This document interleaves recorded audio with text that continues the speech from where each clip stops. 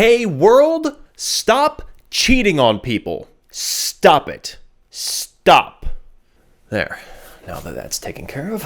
I have never cheated on a romantic partner. The only things I cheat on are games, schoolwork, and taxes. Not only would I never want to put someone through the painful experience of being cheated on, but also cheating is just too much damn work. You gotta sneak around and hide your text messages and have an alibi for every mysterious disappearance. Cheating in real life isn't like cheating in a video game where you just press X triangle O left O X. It's more like XOXO. And it bothers me when entertainment romanticizes cheating because it's taking something that's serious, hurtful, and immoral and making it seem romantic, funny, and cute. And I don't like how it makes you, the audience, root for the cheaters because they're the main characters. So in this episode of my series, Talking Topics, I want to explore how some media romanticizes and trivializes the idea of cheating. Now, I evaluate cheating in media roughly on 4 dimensions. First is the type of cheating. Where does it fall on the spectrum of light flirting to full-blown physical relations? Are we talking about flirtatious yakking, a little bit of macking, or body parts smacking?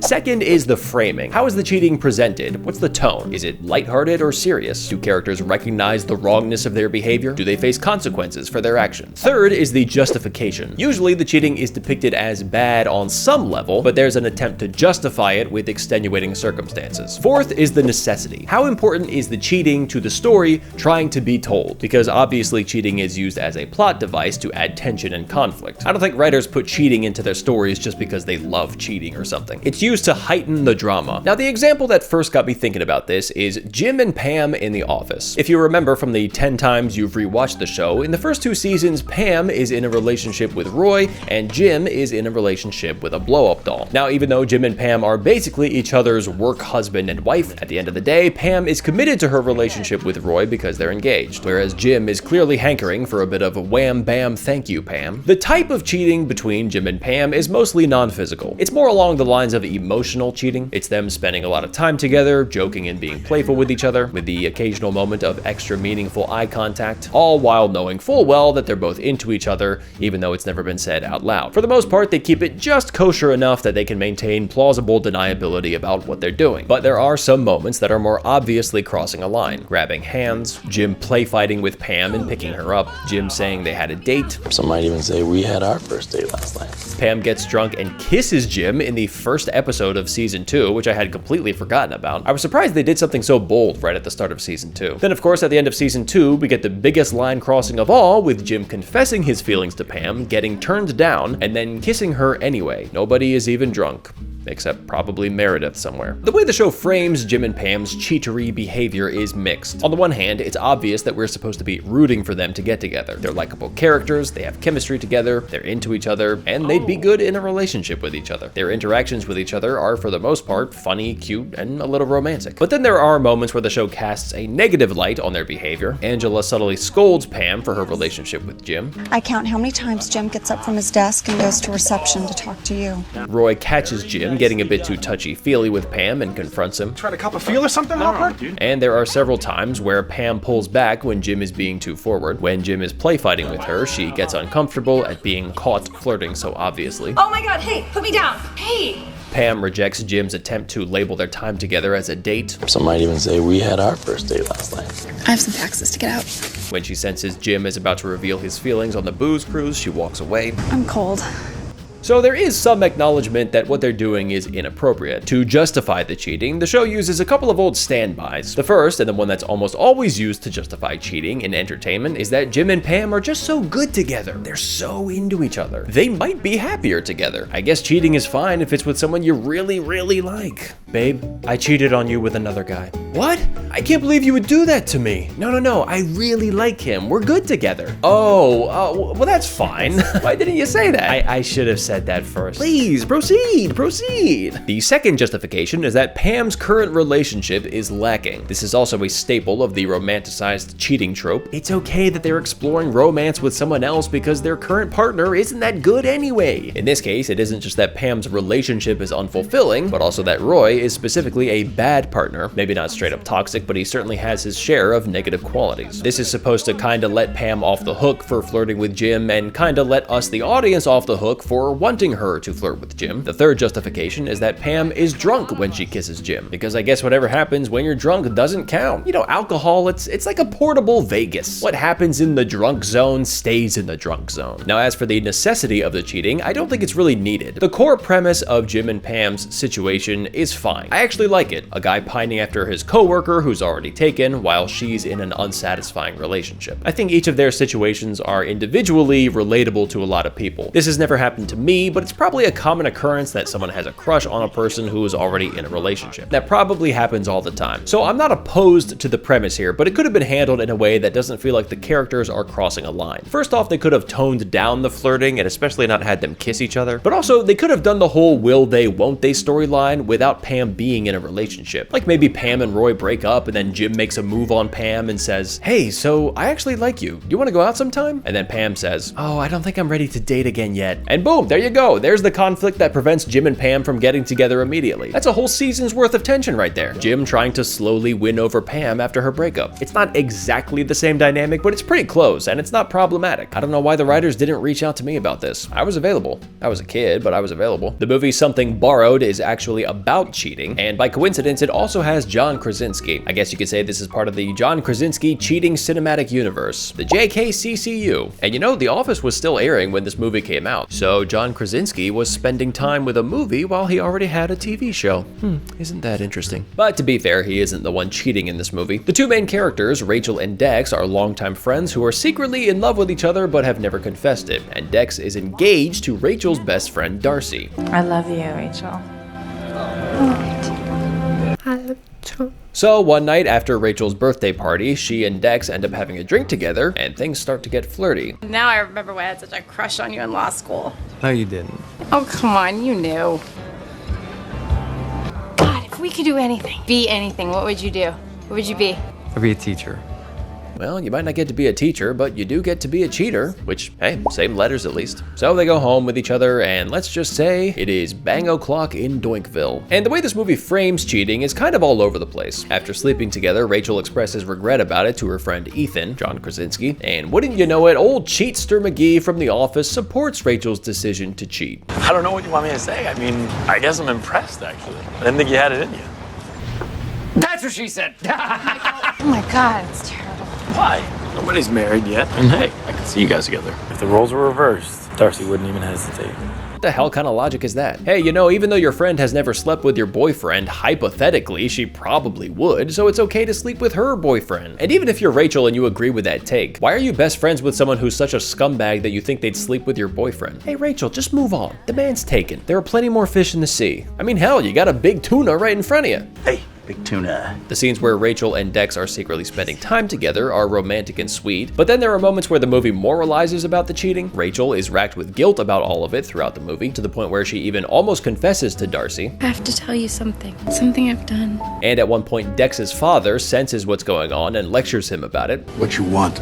Well, the problem with that expression is that it's frequently at odds with what's right. Now, whatever's going on between you and that girl, you stop it now. Then finally it's revealed that Darcy has been cheating on Dex, and then Darcy finds out that Rachel and Dex have been seeing each other. Rachel and Darcy have a falling out, but Rachel and Dex end up together. So Rachel does at least face consequences for cheating by losing her best friend, but then she and Dex still end up happily ever after together. And a lot of the comedic moments in the movie are based on these quirky scenes where Rachel and Dex are trying not to get caught cheating. Ooh, so wacky. Should I answer it? What? No, don't. The movie offers several justifications for the cheating. The first is that the two of them, obviously, are better for each other than the other partner. Another is that Rachel and Dex knew each other before Darcy met Dex and were already into each other before Darcy entered the picture. Another is that Darcy is depicted as a licentious lady who would probably cheat anyway. And then to confirm that, Darcy actually does cheat on Dex. Man, what a terrible group of friends. Everyone's either cheating or encouraging others to cheat. Now, as for the necessity, considering this movie is partly about cheating, I would say it's pretty necessary necessary in order to tell the story. The problem is that the movie wants to have a kind of serious exploration of cheating while simultaneously trying to be a traditional rom-com, and I just don't know if those two things are really compatible. The more insidious type of romanticized cheating is when the overall tone is more lighthearted and whimsical, like in You've Got Mail. If you're unfamiliar, the movie You've Got Mail is called You've Got Mail because when you get email on AOL, a voice says, "You've got mail." You've got mail. And the text notification that pops up on screen to let you know you've got mail says, "What else? You have mail."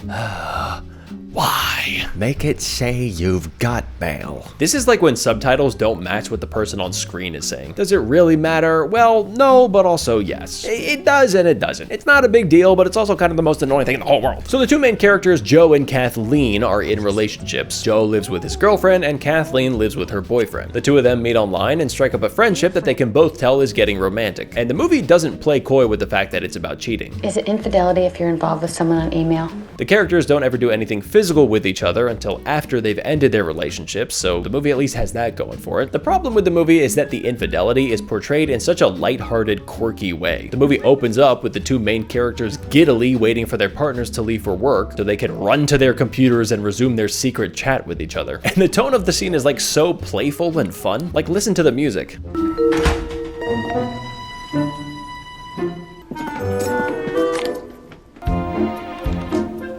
Cheating on your partner when they're going to work. Oh yeah. And so throughout the movie, they're having these very open-hearted conversations with each other through email and instant messaging. By the way, this is a pet peeve of mine when movies and shows depict conversations from the instant messaging days, and people are typing with perfect spelling, grammar, and punctuation, double spaced. Are you kidding me? And it's extra insane when it's kids messaging each other. Let me tell you, as someone who lived through the instant messaging days, that is not what it was like. The way most people typed was barely legible. Now, of course, the main justification for the cheating here is that these two characters are so good together. And also, it's fine that Kathleen is cheating on her boyfriend because he's a dork.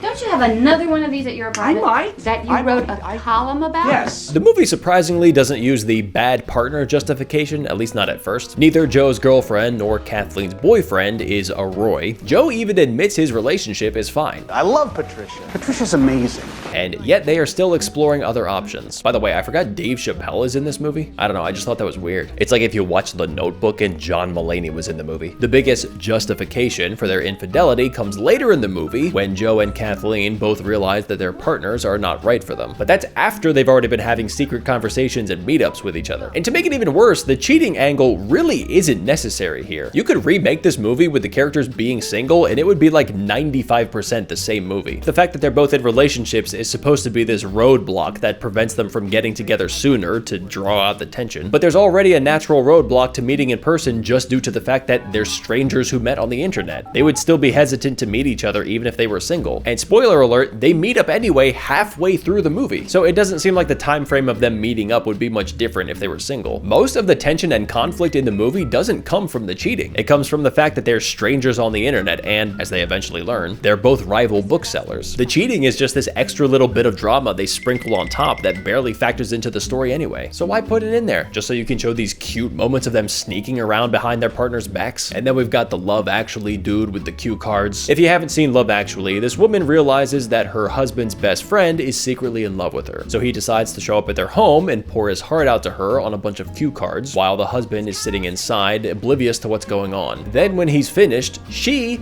kisses him on the lips. What if the husband had opened the door instead of her? And then he's like, dude, why are you holding a boombox and 20 cue cards? Romanticized cheating even shows up in kids' movies. Enchanted is about two people in relationships falling for each other. How do I look? You look beautiful. They obviously end up with each other, and the movie's attempt to make it okay is to make the other halves fall in love with each other. So everybody ends up with somebody in the end. But that doesn't change the fact that the two main characters were still allowing romantic feelings to develop between the two of them up until that point. There are other notable examples of romanticized cheating: The Notebook, Titanic, every Hallmark movie. It's frustrating because I do think media shapes culture, and so romanticized cheating storylines do help normalize the idea of cheating, or at least makes it feel like a smaller issue than it really really is. Also, the implication is always that the cheaters who got together lived happily ever after, which obviously doesn't always happen in the real world. Like, it's a relationship founded on cheating. Even if you're a person like Jim, where you're not the one cheating on anybody, but you start a relationship with someone who is cheating on somebody, wouldn't you be worried that they could do that to you? If your significant other was willing to cheat on their last partner, they might be willing to cheat on you. But what also bothers me beyond the normalization of cheating is that just on an entertainment level, romanticized cheating makes it harder to enjoy media. I like the stuff I'm talking about here. Well, Something Borrowed sucks, but the other stuff is good. Something Borrowed? I wish I could borrow back the time I wasted watching this crap. But I like The Office, and You've Got Mail, and Love Actually, and Enchanted, and this will probably get my man card revoked, but I even like The Notebook. But I don't want to root for characters who are cheaters. If a story is supposed to be romantic or comedic or lighthearted, maybe don't go with a cheating storyline. You know, get more creative with how you stir up drama. Hey, if you want to see some more life-changing social commentary from me, check out this video.